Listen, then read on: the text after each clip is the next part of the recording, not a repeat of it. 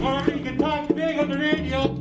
What? Go on. Oh, no, you say your I think you say it to my face. You read what you say on the radio. Shut it up! Sorry? Yeah, well, go on. I'm in your hands. We told you a couple of weeks ago about John Gormley, our friend in Saskatchewan, being shut down at the University of Regina. It's an ongoing problem with a lack of real discourse on university campuses. Right now, I'm at the University of Ottawa. This is the place where they shut down Ann Coulter by pulling the fire alarm. Well, our friend Janice Fiamengo experienced a similar problem. She was shut down last Friday. Check it out.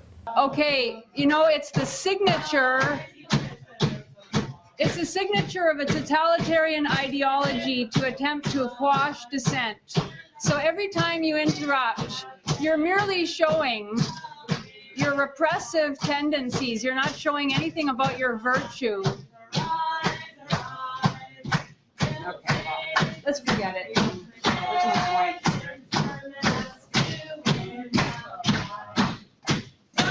So you think this is a victory? Yeah, why are you so frightened of hearing an opinion different from your own? You're pathetic. Janice Fiamengo joins me now in her office. And Janice, was it just disappointing that this happened yet again? Attempt to have a meaningful discussion shut down at university, or is this just par for the course? Unfortunately, it does seem to be par for the course now. I was disappointed, but I also felt that at least it made my point that I was trying to make at Queen's and at the University of Ottawa, that unfortunately on campus today it isn't possible to discuss a whole range of subjects because there is this very vocal minority of hardcore radical students who don't believe in free speech. Now, when I was looking at going to university, maybe I was just foolish, I was idealistic. I thought, well, this is where you go to debate ideas. This is where you go to think big, to have your thoughts challenged, to challenge others. And is it campus-wide? Is it just within certain faculties? Does it just happen for talks like yours that are outside of the classroom? Well, I think that it happens particularly for a number, it's campus-wide, I would say, and that it happens on a number of key issues. If you want to discuss abortion from a pro-life position, if you're pro-Israel, if you want to talk about Islam in ways that are politically incorrect, and now if you want to talk about men's issues in a way outside of the feminist framework of the evil patriarchy, someone is going to claim that you are a proponent of hate, and or that you're in some way suppressing women's rights, and that therefore you do not have any right to speak at all. And that's part of what you were trying to discuss on Friday here when you were shut down. Yeah. Men's issues. And yeah. Is there a push for men's groups on campus to say, look, we should have a say in some of this? Yeah, I mean, this is what's caused all the problem in the last year and a half or so, is that there have been a number of men's issues awareness societies that have tried to form. I know you're aware of this. There's been one in Toronto, there was one in Ryerson, one has just formed in Queen's against a lot of opposition. There's an attempt to start one up here at the University of Ottawa. And these are men and women who want to talk about men's lives. And there's lots of things to talk about. The high rate of suicide amongst young men in the category 19 to 24, depression, problems with just feeling generally that they're blamed for all of the violence and the bad things in the world. And men and women want to talk about these issues in the way they see fit. And a lot of radical feminists see that as a profound threat. So, women are already the majority on pretty much every campus across Canada, every campus across North America. 2 to 1 now, pretty much. 2 to 1. Yeah. So where's the oppression?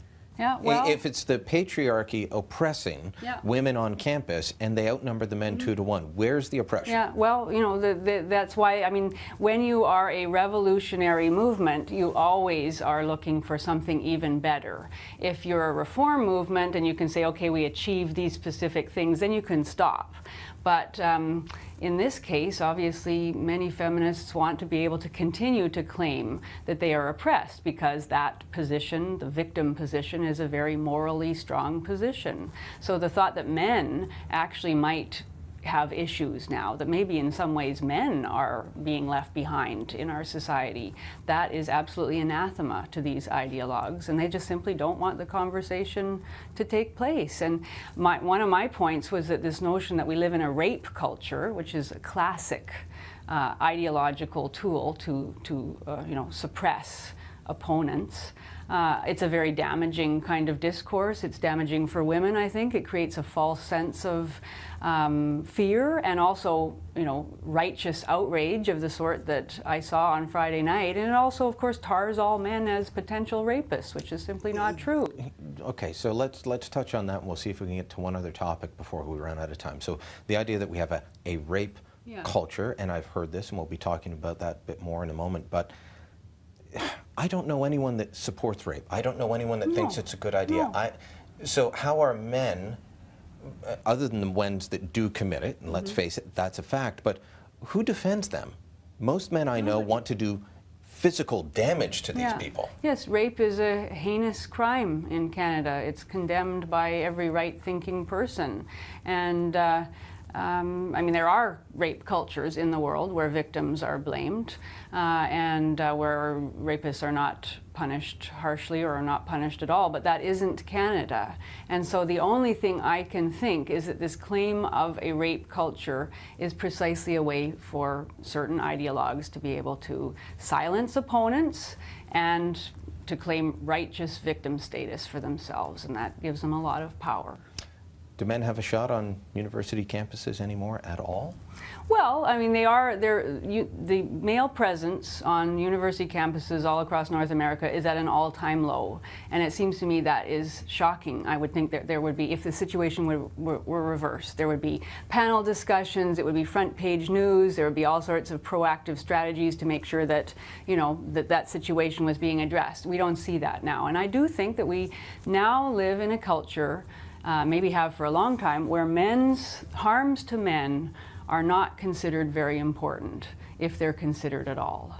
And that's why attempts to have men's issues awareness societies is met with such outrage by people who claim they believe in equality. All right, Janice, thanks so much.